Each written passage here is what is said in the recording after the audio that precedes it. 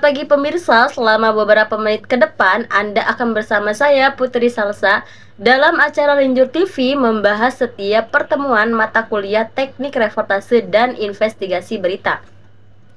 Pemirsa, pada hari ini yaitu pertemuan ketiga pada mata kuliah teknik reportase dan investigasi berita, yaitu tepatnya pada tanggal 11 September 2023 membahas mengenai informasi dan interview dalam reportase.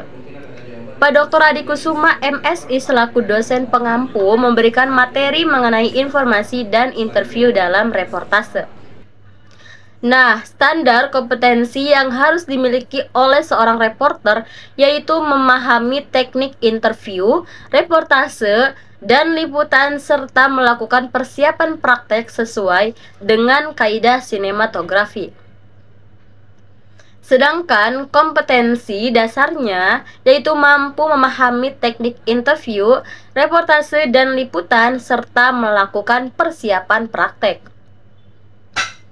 Selanjutnya yaitu apa itu yang disebut dengan wawancara. Apakah wawancara sama dengan reportase? Jawabannya adalah tidak. Karena reportase memiliki ruang lingkup yang jauh lebih luas daripada wawancara. Sedangkan wawancara merupakan salah satu jenis dari teknik reportase. Wawancara merupakan proses pencarian data berupa pendapat atau pandangan pengamatan seseorang yang akan digunakan sebagai salah satu bahan penulisan karya jurnalistik. Dari wawancara, sebuah berita didapat dan dilaporkan kepada masyarakat. Selanjutnya yaitu interview. Apa yang disebut dengan interview?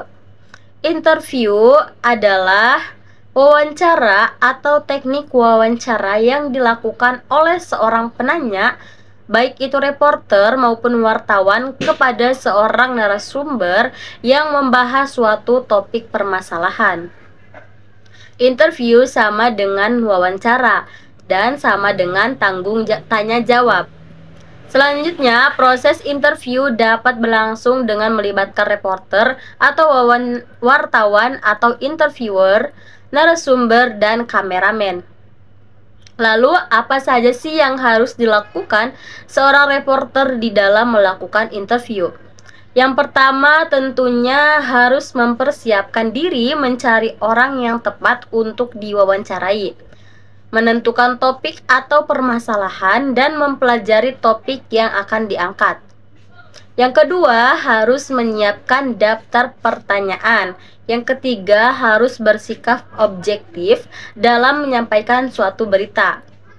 Ya, ada beberapa hal yang perlu dipersiapkan sebelum wawancara, yaitu yang pertama harus menguasai masalah. Yang kedua, menentukan arah permasalahan. Yang ketiga, menentukan narasumber. Dan yang keempat, mengenali sifat narasumber. Kelima, membuat janji wawancara. Keenam, menyiapkan draft pertanyaan. Dan yang ketujuh, menyiapkan mental. Pembahasan selanjutnya yaitu syarat melakukan wawancara.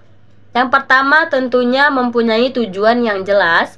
Kedua, efisiensi. Yang ketiga, menyenangkan. Yang keempat, mengandalkan persiapan atau riset. Yang kelima, melibatkan kepentingan halayak. Yang keenam, menimbulkan spontanitas. Yang ketujuh, pewawancara berfungsi sebagai pengendali. Yang kedelapan, mampu mengembangkan logika. Begitupun, wawancara tidak selalu berjalan dengan lancar. Seringkali jurnalis pemula menemukan kesulitan dalam proses wawancara dengan narasumber tentunya. Hal ini dikarenakan pertama, bisa jadi karena takut, grogi, khawatir pertanyaannya dapat menyinggung atau menyudutkan, dan terlalu melibatkan masalah pribadinya. Adapun bentuk-bentuk wawancara berbeda dengan macam-macam wawancara yang sudah dibahas di pekan kemarin. Bentuk-bentuk wawancara yaitu yang pertama ada wawancara sosok pribadi atau personal interview, kedua wawancara berita atau news interview, yang ketiga wawancara jalanan atau man in the street interview. Yang keempat, wawancara sambil lalu atau casual interview. Yang kelima, wawancara telepon atau telepon interview. Yang keenam, wawancara tertulis atau written interview. Yang ketujuh, yaitu wawancara kelompok atau discussion interview. Dan ada beberapa istilah di dalam reportase dikenal dengan istilah ROSS, di mana kemunculan reporter dapat dibedakan dan dipilih menjadi beberapa jenis. Antara lain, yang pertama ada reporter on the spot on the screen. Nah, di mana reporter ini berada di lokasi dan dimunculkan di televisi untuk melaporkan sendiri kejadian tersebut. Yang kedua ada reporter on the spot off the screen, di mana reporter berada di lokasi tetapi dirinya tidak dimunculkan di televisi sehingga hanya terdengar suaranya atau laporannya saja yang terdengar dan dibacakan. Yang ketiga ada reporter off the spot on the screen, di mana reporter ini tidak berada di lokasi tetapi dimunculkan di televisi untuk melaporkan kejadian tersebut. Nah, yang keempat ada reporter off the spot off the screen, di mana reporter ini tidak berada di lokasi dan juga tidak muncul di televisi, tetapi ia mengumpulkan, menyeleksi, dan menyusun berita yang diperoleh dari berbagai narasumber. Nah, selanjutnya yaitu jenis-jenis informasi. Dalam surat kabar maupun televisi terdapat berbagai macam informasi nih, antara lain yang pertama ada berita atau news, yang kedua ada editorial atau tajuk, yang ketiga infotainment, yang keempat press release.